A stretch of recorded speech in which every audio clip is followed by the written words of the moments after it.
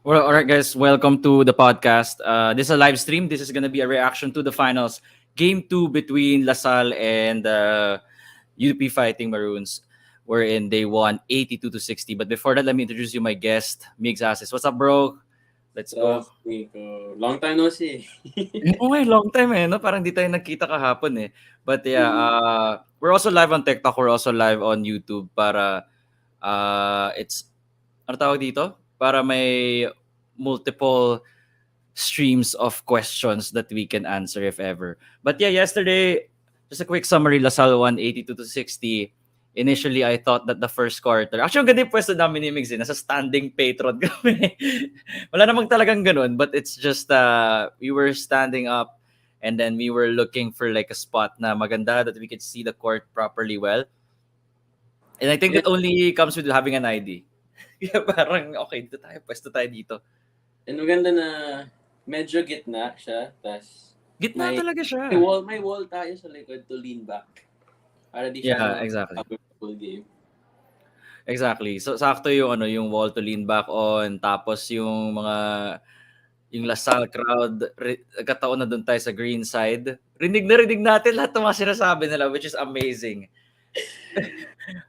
Kaya para I'm sure even if nasa maroon side tayo, maririnig rin natin. Kaya parang maganda yung natin, no? Kasi parang rinig natin yung nasa lower box, 'di ba? Pati yung dugdug ng clappers. Parang may gumagano'n sa ulo ko Parang may nagbo-brush Pati yung horns, yung instruments, rinig na rinig. First time ko marinig na that close kasi palagi akong sa other side. Parati ka sa others. Minsan ka lang sa green side. First time.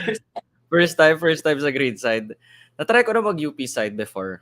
Mas maingay talaga. Mas wild. Like yun nga, 'di ba sinabi ko sa'yo kanina na, sabi ko sa'yo kahapon na when it comes to UP, you don't, if you cover the scoreboard, you won't know who's leading, you won't know if they're down, you won't know if they're up, which is good. And anyway, yeah, nung first quarter, just a quick summary, let's go through all what I'm sure na pa naman fresh pa naman sa atin yung game, right? It just happened last night. Tapos Hours Ha? ago. Hours ago. 8 yeah, hours. definitely. It's like hours ago. Not 8 hours. Baka nasa mga 16, 14, 16 hours ago. This is a very eventful one, yung natin, yung trip natin kahapon after the game. But during the game, what do you call it? So it was 82-60, and then the first quarter run, right? It started 12-2. I thought that, honestly, akala ko, titignan kita parang ano ba to? Ulit ba to? Ulit? But then Escandor hit that three. His family was on our left side. They were cheering. And I feel like he was able to, what do you call this? Get some momentum from there. Like, hindi ko sure kung narinig yung pamilya niya, but maybe the support of the family really helps out. Yeah. Grabe Nung first Kalaw, same story. It started the same way. UP transition, tas LaSalle was kind of sloppy at the start. And honestly, I thought it was going to be over. But then again, LaSalle, they answered back like they had nothing to lose. They made sure that they weren't gonna go out that way, which is all you could ask for as a basketball fan, right? Yeah, definitely. That's what you wish for is another close game. Pero yesterday, it wasn't close actually. Lumayo it became a 22-point lead at the end. I feel like nga, 'di ba, parang they were trying to reach for that 30. They were shooting 3-pointers with like 30 seconds remaining, 25 seconds remaining. They were just dinedefend nila yung mga shots ng UP. Sabi ko, ano ba ito? Gusto ko yung level of pettiness. Yung saktong level lang. It's that LaSalle LaSalle angas pa rin kahit paano, may konting angas pa rin yung LaSalle kahit ganun. Di ba? Oo nga with sina CJ, like, they, may konting yabang sa laro nila, pero you love it As a fan, you love to see it. Yeah, it's good. It's great. Competitive nature. Gusto ko yung angas nila. Iba kasi yung angas na Joseph yun kasi nanununtok yung mga yun Yun talaga, maangas talaga. Like, yun yung tipong ayaw mo makakasalubong sa court. Pabalik ka lang doon sa basket mo, may ganun na. But we're gonna get there later. Kahapon. Hindi, we're gonna get there later. Mamaya, pumunta tayo dyan. Let's do it slowly. Siya yung we'll give it, that's save the best for last. Or baka yan yung penultimate topic natin. Anyway, for Lasal, of course, the supporting cast showed up. Francis Escandor, we mentioned him a while ago. Hard to not mention him kasi literally, katabi natin yung pamilya niya. It's like a whole section, right? Yeah. It's like a whole 2 rows of the Escandor family, Joshua David and CJ Austria. And they were quiet nung game 1. Hindi mo sila maramdaman. But here, they were the difference makers. They were responsible for, I think, 8 of the 3-pointers. Wait, so 4, 8. 10. Sorry, Austria, 10 pala. 10 out of the 12. So those 3 were responsible for the reason why LaSalle was able to have a momentum heading into game 3. Diba? Kasi you wouldn't be able to survive without making your 3-pointers. I mean, we're gonna get to the rebounds, but of course, at the end of it all, basketball is still putting the ball inside the basket. Diba? Kahit anong ganda ng defense mo, if they scored more than you, wala pa rin. But yeah, it's kudos to them. Ang ganda ng ball movement of LaSalle. And it's nice to see those 3 show up. Yeah, and 37 of the 82 points sila. Almost half. Yeah.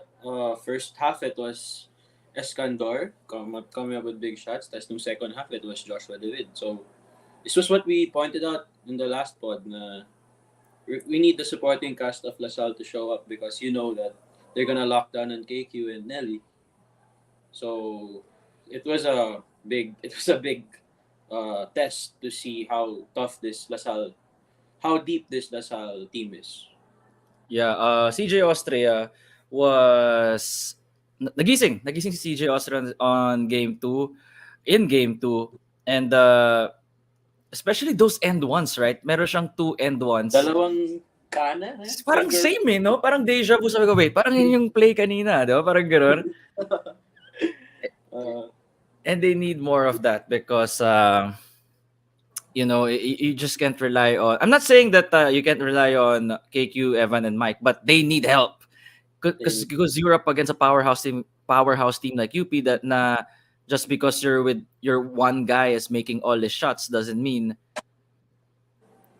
okay na kayo. Diba? It's more of who are the rest? Who's gonna help us? You could see that Nelly was struggling the whole game, field goal wise. Mike Phillips, 3 of 10.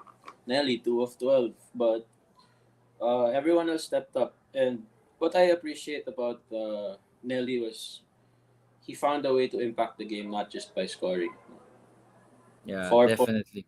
12 rebounds, 10 assists, and 5 steals. That's winning basketball. As much as how nice points look at on the stat sheet, it's the rebounds. It's involving other teammates that get you those wins. Yeah, dude. Like imagine mo may 12 rebounds, 10 assists, 1 turnover. For a So guard, for the primary guard, no? yeah, for a primary guard, yeah. What's Evan's height? Ayun, 4 points, 12 rebounds, 10 assists, 5. There's also a block. I remember that block. That was the one against Cancino. And seen to end the quarter, no? No, to end the quarter, yeah. Kitang-kita natin. So that was in front of us when that block happened. Predictions ng Game 3, sabi ni Nestor Gade later. Predictions mo tayo? Wag, baka madali tayo. Siguro, Nestor, what we predict is we're gonna have a close game between UP and LaSalle. That's our prediction. Di ba? Si Paolo Ochanko naman sabi niya, when LaSalle wins Wednesday, is spending 200 million worth it. Ano mo, LaSalle? Loko talaga taputik. Wait guys, hindi kami yan. This is the questions. For those watching the replay, these are questions we're getting from the chat on TikTok and on YouTube. But yeah, go ahead, Migs. Anything else on Evan? That look at you cheering for Evan, huh? Look at you. Look at you raising your hands. I would kudos to Evan. Just has been struggling these past 2 games, but Made winning plays. That's all I can say. Made winning plays. Exactly. And man, I think that is the best game that LaSalle has played. It not with regards to shooting, but more of just the overall execution on both offense and defense. Even credits to the coaching staff. Grabe yung ano nila, yung pag-rely nila when they could trust the right players at the right time. Imagine mo, ano ba to? Ben, JC Makalalag, those guys, medyo sporadic yung minutes distribution nila nung ano, 'di ba, regular season. Tapos biglang itatapot mo sa finals. So, sige, I'll give you 9 minutes, I'll give you 10 minutes. That's a lot. Like for some people, if you think who think that 9-10 minutes is short, it's kind of long. That's a whole quarter. 'Di ba? Yeah. And where everything matters, like where every points matters, where every run matters, malaking tiwala yun sa players that they will be able to execute. And credits talaga to everyone who showed up for LaSalle. Next one, after Evan, of course, we talked about the player of the game, that's Evan. KQ and Mike Phillips. So speaking about KQ and Mike Phillips, Migs, if you check the stat sheet, si KQ, 9 points, 13 rebounds, an assist, 3 blocks. Pero 3 for 17. But hindi mo siya parang naramdaman, 'di ba? Yung the 3 for 17, in a normal game or in a different setting, in a non-final setting, you could say that the 3 for 17 hurts. But can you share with me, or can you share with the people here what you said yesterday with regards to how KQ played yesterday? Do you like what you saw yesterday? Do you think that he should handle the ball more, or you agree with what happened yesterday with regards to how he's being used? I think credit should go first to Coach Topex and how he got KQ to come off the bench, no? MVP off the bench. Yeah. Do or die game. So like I wonder how that talk went, but credits to both of them for like, especially KQ, embracing that role that kahit ako yung MVP, ako yung pinasikat, ako yung all the lights are on me.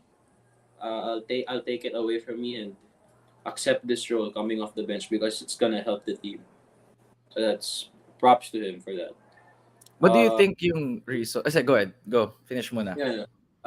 Yung reason na ano? Like, why did you think Coach Topex change up the starting five? Si Paulie, di ba, we knew na he didn't play exactly a good first game. But you think, bato agad sa starting na, you think it's to get his nerves off already? Or do you want this more small ball? Yung to tire out the primary defenders of UP para pagdating ni KQ, yung bench na ng UP yung magsisub. So, just to even it out, to elevate the bench. Kasi last game, the bench was, we talked about, the bench was not that present in LaSalle. So, coming off the bench, you have an MVP, it gets everyone hyped up. Yeah, definitely. And for Mike Phillips naman, you could definitely sense that their goal, LaSalle's goal, was to get Malik Diouf in foul trouble. And diba? And they did. Hindi lang foul trouble. He was disqualified. Not disqualified, is that the right term? He was taken out of the game because of foul trouble, yeah. Na-reach niya na yung limit niya, which is 5. So that all starts with Mike Phillips. You know, if you take a look here, na 7 turnovers for Mike, it's alright. Parang hindi naman siya ganoon ka-heavy. Diba? Yeah. Parang hindi mo siya ganoon maramdaman. Because of the lead. Maybe if it was tighter or if LaSalle lost, you would take a look at that. But I think it's just a matter of strategy na they really dump it off in the paint. They allow him to do his thing, right? Parang it's within the flow. Kaya parang, okay, these turnovers are bearable. Yeah. And parang binabawi naman ni Mike sa the energy he provides on the team. Grabe yung his non-stop relentlessness running back and forth. All the tips he gets, the rebounds, the block shots, you just love him as a basketball player because he gives his heart every single possession. Mm-hmm. Agree. Checking the comments here on YouTube, Joshua Elorin said, Eskandar in Austria, crucial performance. Yup. what does Snelly and Nonoy have to do to shoot better? Ano need nila gawin? Actually, sabi ni Paolo, actually, ano na yun eh. Talagang, this is how the defense is for, ano tawag dito, Migs? This is how the defense is for the finals.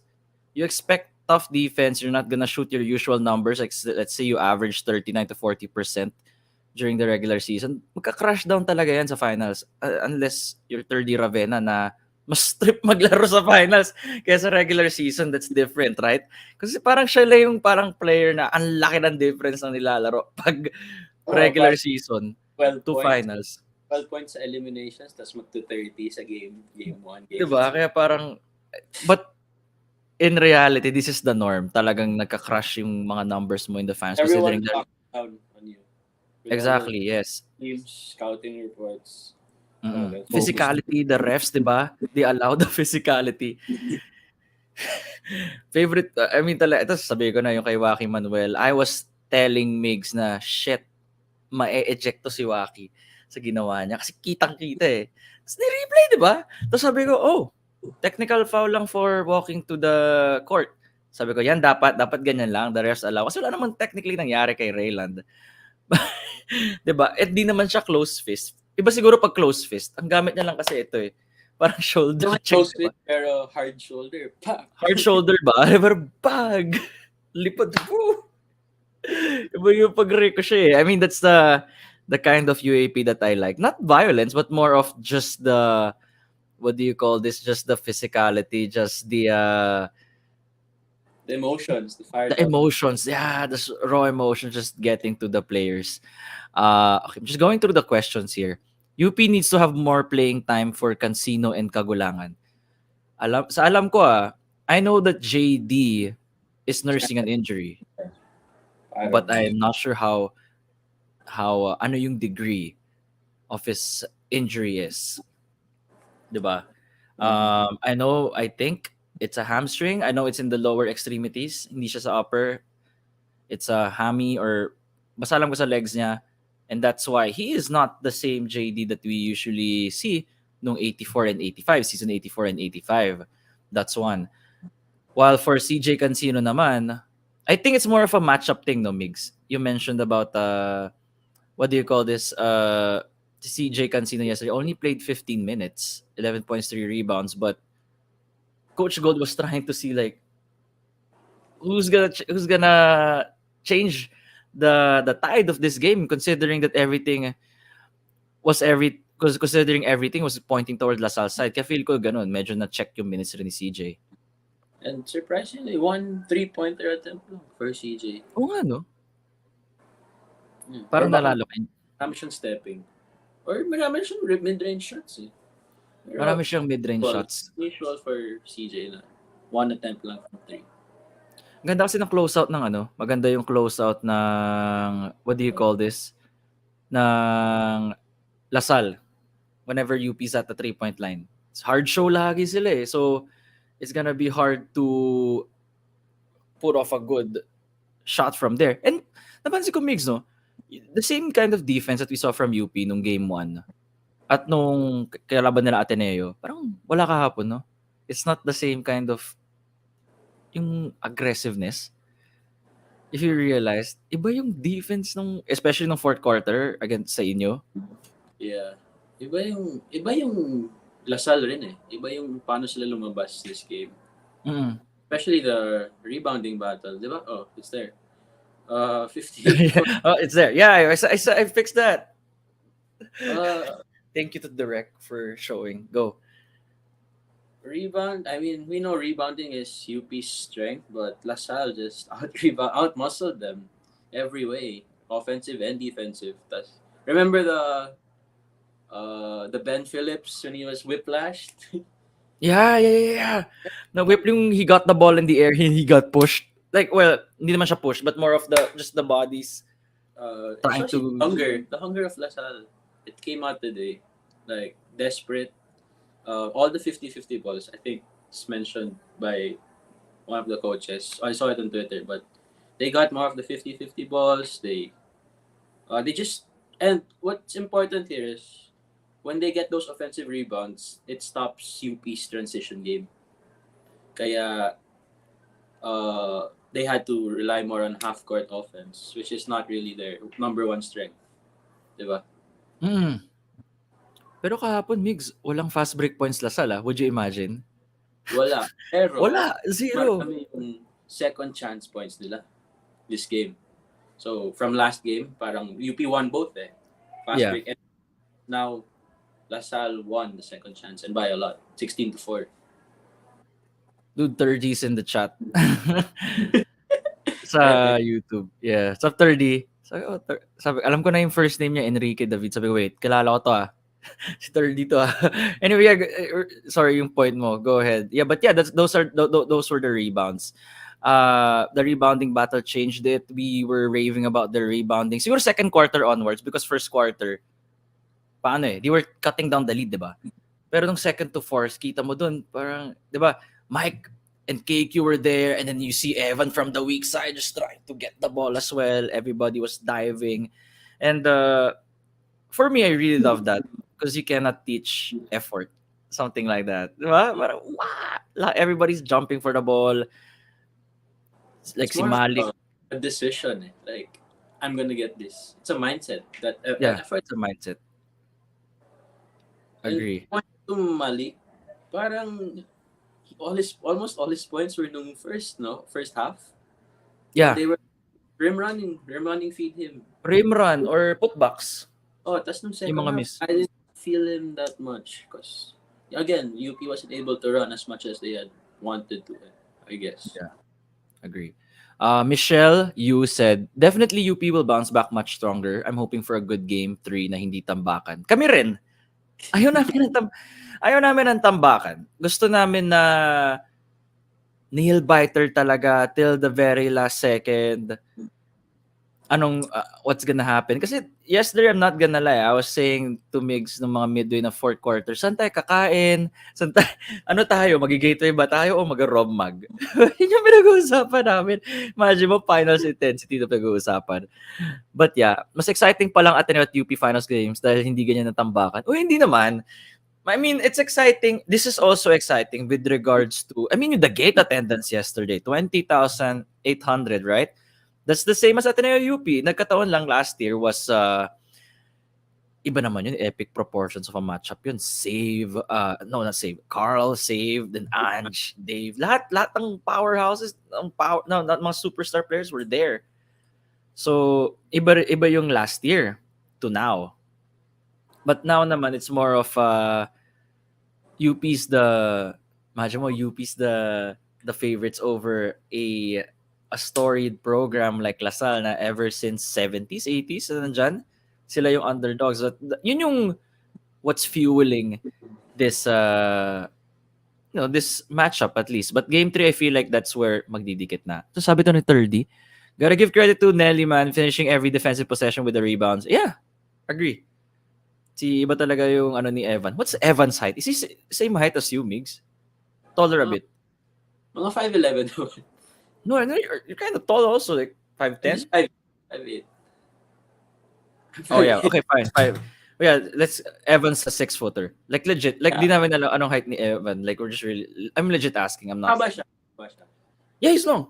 Long point guard. Really quick as well. What do you think will DLSU and UP do to win game 3? Yeah, well, everything we mentioned here, yung mga ginawa na LaSalle, like the rebounding. Actually, let's move on to the assist now, the ball movement, the keys to winning. Yan, that's one. So, everything that LaSalle did in game 2, the rebounding, the ball movement, and make quality shots, yun naman talaga eh. It's more of that, and just the way they managed Kevin Cambao. There was also like a point, di ba, Migs, na nalito yung cameraman kung saan yung pagpasa ng ball. Alam mo yun, yung sinasabi ko sa'yo. Yeah. Zone ba yun or off a rebound? Or naka-zone. KQ, they fed it to KQ. So KQ gave it to David. So David passed it to Escandor ba? Or Escandor moved David, tas back to Escandor. Yeah, parang gano'n, di ba? Gano'n siya eh. Pak. Tapos cameraman, chug. That's basketball at its purest form. Yeah, definitely. Diba? Yeah, dapat gano'n naman talaga. Ano ng LaSalle nung game 1? Number 1, LaSalle. How many assists they have? Alam ko konti lang eh. Oh, they had 14. Actually, magkakadikit pala sila. 14 to 15 assists during game 1, but iba lang talaga galaw ng bola ngayon, no. It's just that the trust, the extra passes, that's why they were able to get a momentum in getting the jump over UP eventually, because UP had the early start, which unfortunately they were not able to sustain. Last one for LaSalle, keys to winning was the 3-point shot. I think we mentioned this already a while ago during the start that the 12 3-pointers was a really big difference. Grabe, no? 19 more 3-point field goal attempts more than UP. And And that's that's that says a lot because it gives you more chances to score. If you're the opposing team, talo ka na sa attempts pa lang. I mean, at least get a shot up so that there's a chance to get an offensive rebound and chance to get a better shot. yeah, mostly yun lang naman yun. It's if you think about it, there's not much like when discussing this game. It's extremes, right? Everything went well for UP in extremes in game 1. This was LaSalle's game 2 we're in. Everything that they have on their checkboard or their checklist was done. Now, what went wrong for UP? So that's the next one we're gonna discuss. We're done with LaSalle. So when it comes to UP, can you show us our next graphic here? I think it's more of the one-on-one, the one-on-ones, right? Migs, there's a lot of one-on-one opportunities. There's not much ball movement. It's not the same UP that we saw nung first game. Yeah. Because again, LaSalle took away their transition game, which was their strength. So they had to find another way, and they thought they could do it individually, one on one, but LaSalle they manned the paint. That's what I could say. A lot of their help side defense was good. Their rotations were good, and I think that's how you beat UP. You take away their strength, and make them go one on one on you. Exactly. And you would see that they were able to stop Francis Lopez as well. I mean, granted he's sick, but I mean, credits of course to the Salle defense. They know what to expect from Lopez, always trying to go downhill, and his shots from three were not going in as well. Same for Aldo Storcolas, right? I would say that Aldo Storcolas changed the momentum for UP. He changed the dynamics of the game in game 1, but here in game 2, it's kind of forcing things. Yeah, yeah. A lot of four shots, and this led to LaSalle. This led to LaSalle's good shots because when you take bad shots, when you're the offense, mentally it frustrates the whole team because you pass it to someone, he takes a four shot, you think, I have to go down on defense. He didn't even get a good shot. So that's the thing when you take bad shots, it affects the next possession. Yeah, exactly. That's exactly how they felt for sure. Next one for UP, what went wrong? Well, Malik Diouf. I mean, even though na sa first score, oh yeah, this was the last foul, right? Remember this photo? I remember this sequence. Ito pa yung sinasabi niya pa sa referee na paki-review. Tapos pagka-check nila sa review, kita yung pag gano'n ni Parang yung yun pa yun dati, yung pag nagre-review si Malik, parang movie screen. movie screen. Malaking malaking TV, flat screen. But yeah, Malik had actually, to most standards, Malik's stat line of 11 points, 11 rebounds, 1 steal and 2 blocks is amazing. But for him, he could do more. Malik is like a 16 and 16 guy. But he was thrown off in this game, even though that he got to his numbers somewhat. But LaSalle really made sure to hunt him with regards to getting his fouls. And we mentioned that last pod also that LaSalle needs to make their presence felt in the paint because when Malik gets on foul trouble, you're left with Alter and Pablo who are not that Yeah. experienced in the final stage. Exactly. So I think that's a key to the game to get Malik. off his usual. And nung second half talagang di ko na naramdaman si Malik eh. Cause like all his Hindi mo points talaga over, maramdaman, yeah. he had like 8 points in the first quarter, something like that. 6, 8 points. Just off running. But now Mike Phillips did his job. Ben Phillips did his job. Kevin Kembao did this job. They all did their job, and that's how you stop UP. Just do your job. Yeah, arguably they're the most talented front court, right? This year, arguably LaSalle.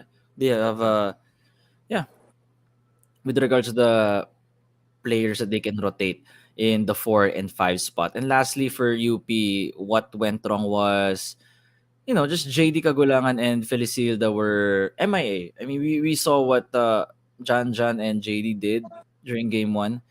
But here, you gotta give credit. It goes back again to the supporting cast. Joshua David, CJ Austria, Evan Nelly, Mark Nonoy, whenever he was on the floor, did their best to disrupt the handlers. Diba parang they were also, what do you call this? They were trapping them. Or nag-hard show. There were times that, And then diba getting there were the times, the yeah, go ahead. guards. Yeah, it was either those two, hard show or trap, to get the ball off the guards. Kasi, diba, you mentioned, Coach Taba said na UP is the strongest lineup for guards. Yeah, ever daw in his UAP So like life. you take away the strength of UP, which is their guards who dictate the offense, the tempo, the flow, and then you make the bigs or the wings decide.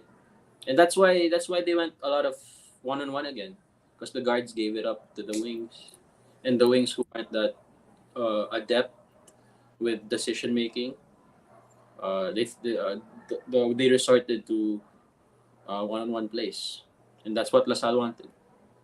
Yeah, nagiging decision makers yung mga wings nila. May mga times Yeah. na bumabalik kay Lopez, may times na bumabalik kay Torculas, may times na bumabalik kay Torres. Yung parang naghihintayan sila eh. Next thing you know, oh, there's only 4 seconds na, I gotta give it to Harold. Oh, Harold, bahala ka na. Di ba, ganun yung nangyari kahapon eh. Kaya tingnan mo yung mga averages sila. Like, Harold was 5 for 16, Lopez 3 for 13, JD Torca. only had, yeah, JD only had 5 shots, but then again, you gotta give tawag dito, benefit of the doubt considering that he's kind of injured. Hindi lang talaga nalabas sa usually naman pag sa college you can choose to not, right? Like hindi ka obligated to release an injury report. Kasi NBA alam ko required yun eh. Pag di mo Tsaka, in-announce, if you announce it, the other team will target a it. target. That's why there's no benefit of announcing. No, Exactly. I'm sure use it against you. Exactly. I'm sure sa Ateneo, and I'm sure most teams, sa Ateneo, may flu si ganyan. Siyempre, di mo sasabihin yun. Ipapagurin nila yan, di ba? Parang siya yung ita-target sa depensa eh. Yeah. Di ba? O sabi may foot issue to. O sige, targetin natin. Di ba? Parang, siyempre, you wanna win the game. Mhm. It's a win or go home situation. But yeah, that's pretty much for game 2. Migs, anything that what are you to cap off? Wait lang, why do you, ito, may question lang. For my opinion, Coach Topex not include Cake in first 5 as mind games to distract Coach Gold to not put a primary defender of a caliber of Harold Alarcon. Pwede. Or maybe KQ will be the one to backstop the bench, right? If ever the first 5 falters, at least KQ's there to keep the momentum going. That's how I saw it with regards to the lineup change. Yeah, but Harold started naman eh. So UP still had the same usual starting five. I don't think it affected that much. Yeah. Ako naman talaga, ako feel ko talaga, more of KQ's the guy to yung safety lever nila if ever shit hits the fan. Which it kinda did. The first half. Ay, nung first quarter. The first 5 minutes. Pinasok na siya. Diba? That was 12-2. And then, I think that was the time na they have to sub out Paulie na. Yeah. Kasi para, okay, this lineup's not working. They had to put in KQ. And then from there, Escandor turned into prime Jordan heading. No, Jordan heading plays for Gilas. Like all his threes were going in. But yeah, that's the role naman of Escandor. It's not like he's not a bad. It's not like he's a bad 3-point shooter. That's really his job, which is to knock down shots from downtown. Anyway, Migs, what are you expecting for Game 3? What is your no need to predict who will win, but at least what's gonna happen? Who do you think could be the leading scorer? Who do you think shows up for LaSalle? And tell me your finals MVP for both para safe tayo at hindi tayo ma-cancel sa X or Twitter. Game 3. Okay. I'll mention what I told you muna yesterday. Na how they Go. view this game. Oh, They yeah, exactly. They used him, diba, usually they play through him usually. Game Give 1, sa kanya binibigay lagi yung bola. Like a Jokic, like everyone revolves around him. But this game, they knew that UP was gonna play the same pressure, deny him as much as possible. So the adjustment Topex made was make him more of a screener. Because when you're a screener, your man commits to you, and when your teammate uses that screen, it takes your man and his man off the picture because distracted sila sa iyo. The focus is on you, so that gives more leeway for his teammates to create, and I think that's where they came through. That KQ accepted his role more of a screener, and the supporting cast stepped up. Exactly. That's a different kind. I want you. So you think that I feel like that LaSalle will continue to do that for game 3. I mean, if it ain't broke, don't fix it. But let's see how UP counters. Yun naman yung Yeah, that's the exciting part. If UP will still play KQ the same way, knowing that the shooters screener. are confident now. So how do you check Austria, Eskandor, David? Will they play this? Will they treat them the same way now, or will they close out harder? That's UP's end. Sino pa kayo maging X factor for LaSalle? Well, really We hope. still need to see Poly. We haven't seen a Poly game yet. Wala. I don't. We haven't seen him in these first 2 games. Hopefully, he could be one of the new X factors, if not CJ, BJ, or Francis, diba? Could be Abadam as well. No, minutes si Abadam, pababa, no? Hindi ko gets why. But hopefully, game 3, let's see if he manages to hit a few threes, some drives to the rim. Maybe that, diba, that increases his minutes from like 3 to like 10, 12. Since pero Topex allows naman his players to stay on the floor. If you, okay, ganda ng nilalaro mo, stay. mahirap rin kasi ang gandang pinakita ni JC, di ba? JC. Oh, ganda rin. One quarter Nakita rin lang. makalala. Pinasok lang siya sa third ba? Or Di ba, pagbalik natin from, what do you call this, from buying food, tapos si Makalalag, nakatres ba yan? Di ba ganun? Yeah, palaging can't stress the importance of staying ready because you don't know when you'll get called to hit the big shots, and he did. But you see Raven Cortez always steady, always at the right spots to tip it in, get the rebound. I like that about LaSalle, that everyone's ready when they're called. While for UP fans naman, don't panic. This team is really talented. It's they're gonna bounce back for sure. This is not how they usually play, but from what I know, this is the worst loss for UP this season. 22 points. Easily their worst loss, but look for them to, ang grabe naman yung coaching staff rin na UP. They're really well prepared. They have a different level kind of obsession as well with regards to how they view the game. So it's gonna be an interesting game 3, the last one for the UAP in season 86. Tapos September na ulit for season 87. That's 9 months. Dog days ulit. Tagal ng it's a school year kasi hindi naman siya professional season. It's a school year. You're following the school year. But yeah, Migs, before we end this, who's your finals MVP for UP and LaSalle? LaSalle, probably still I'd put Mike Phillips pa rin. Mike Phillips pa rin. Okay. In game 1, and still how he was still effective in game 2. Consistency. Yeah. Sa UP naman, who played well in game 1? Lopez. Francis. Diba?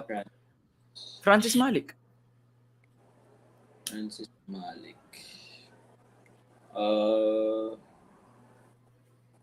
Maybe Malik. It's the safe pick. because what he does both offensive and defensively. I think UP will. They'll surely learn from this game. Like Coach Gold will point out all the bad shots they took and how they could have created better ones if they made an extra pass probably. But I really hope it's a close game next game because we as fans deserve a close game in game 3. Yeah. We deserve a close game 3. But yeah, thanks again everybody. And Migs, of course, thank you for alam kong gusto ko matulog pero ginising na kita. 10 a.m. It's kind of late. That's kind of late. But yeah, hope to see you guys again. We're gonna record on a Thursday, 10 a.m. same time. Hope to see you all there. And if you're cheering for UP or LaSalle, pray hard for your team so that they could get the championship. All right, see you guys next time. Ano? Waki Manuel. Yes, Waki Manuel for 30 points, game 3. The finals MVP that LaSalle didn't know they need. Before anything else, don't forget to like, subscribe, or if you're on TikTok, to follow. But if you're on YouTube, don't forget to like, comment, subscribe. There you go. See you guys next time. Peace. Peace.